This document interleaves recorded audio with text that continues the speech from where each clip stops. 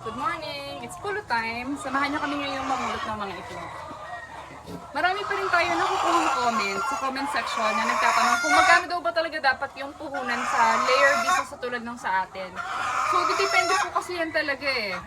Mahirap kasing sabihin na kailangan nyo maghanda ng gantong exact amount. Tapos, hindi naman pala yun yung goal nyo. So, kung ang goal nyo kasi is makapagsimula lang para lang matuto, mag-start kayo ng konti. So, ideally kasi sa isang set, pag bibili kayo sa mga RTL na mga nagbabenta, RTL means ready to lay chickens.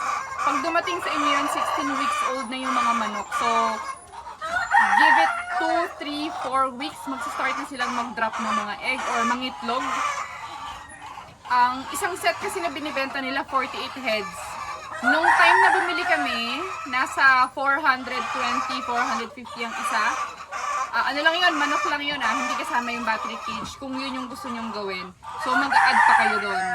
So pagpalagay mo nilang na nasa 450 na yung isang manok sa ngayon, posibleng, ano lang yun estimate lang yun.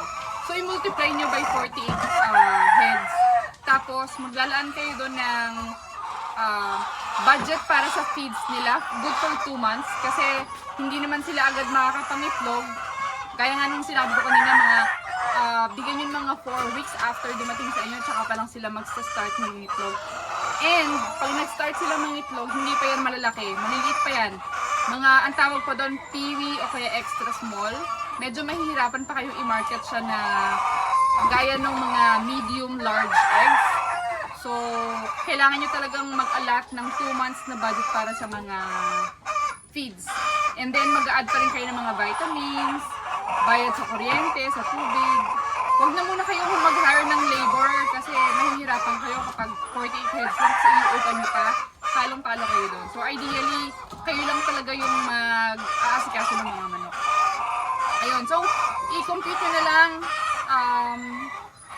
Tapos makikuha nyo na ideally yung kailangan yung budget para sa panimula nyo. Tapos yung housing kasi didepende yan sa inyo eh. Depende kung marunong kayo mag-DIY, kung marunong kayo mag-build ng sarili nyong bahay, kung meron kayong mga kawayan sa paligid or mga local material na pwede nyong gamitin para dun sa bahay. Yung iba kasi ang ginagawa nila, bumibili na lang sila ng mga kumbaga pre-fabricated na mga bahay. Like nakikita natin sa Organest. Hindi ko alam kung nakikita nyo rin yun, pero sa akin kasi since mga chickens na nga yung mga feeds namin sa social media, so madalas nakikita namin yung Organest. So, Organest baka naman. So yun, ang kagandahan kasi na nakita namin mag-asawa dun sa Organest, kung gusto nyo magsimula, madaling i-set up. Kasi ipoprovide na nila sa inyo yung materials na kailangan. Tapos I think kung malapit kayo dun sa lugar nila, which is I think Calabar Zone, pwede nilang ma-set up for you yung housing. So mag-inquire na lang kayo. Nag-inquire ako sa kanila kasi hindi pa nagre-reply. So pag nag-reply, we'll let you know. So yun, kung gusto nyo magsimula at zero knowledge kayo sa layer, mag-start muna kayo ng maliit. So mag-budget muna kayo ng enough lang dun sa kaya nyong matalo. Kasi hindi naman sigurado eh. Maraming pwedeng puntahan yung pag-aalaga nyo. Pwedeng matalo kayo, pwedeng manalo, pwedeng break even. So ihinda nyo na yung sarili nyo dun. Pero ang mahalaga, may natutunan kayo.